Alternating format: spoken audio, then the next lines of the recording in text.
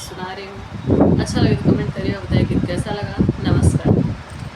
बसवा के कुटिया में दुई रे जनमवा, एक रे बांसुरिया एक बांस जी। बसवा के खुटिया में दुई रे जनमवा, एक रे बांसुरिया एक बांस जी। मैया के कोखिया में दुई रे जनमवा, एक रे बेटुआ एक बेटी जी। मैया के कोखिया में दुई रे जनमवा, एक रे बेटुआ एक बेटा जी। बेटा के लिखाई लखत खलिहनवा, बेटी चलली दूरी देश जी। बेटा के लिखा लखत खलिहनवा, बेटी चलली दूरी देश जी।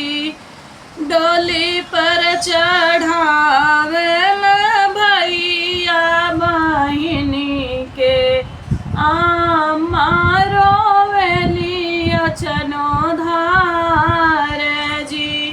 डोली पर चढ़ावेल भैया बहिनी के, आमा रोवेली अचनो धार जी। अखिया के आंसू पोछा बेटी के पापा, कर धनी पत्थर करे जी। अखिया के आंसू पोछा बेटी के पापा, कर धनी पत्थर करे जी। घरवा में आई है हो तुहरी पतोहिया, उहरैहन बिटिया तुहार जी।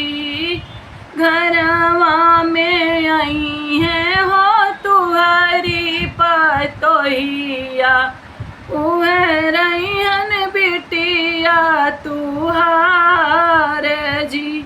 बसवा के खुटिया में दुई रे जनमवा, एक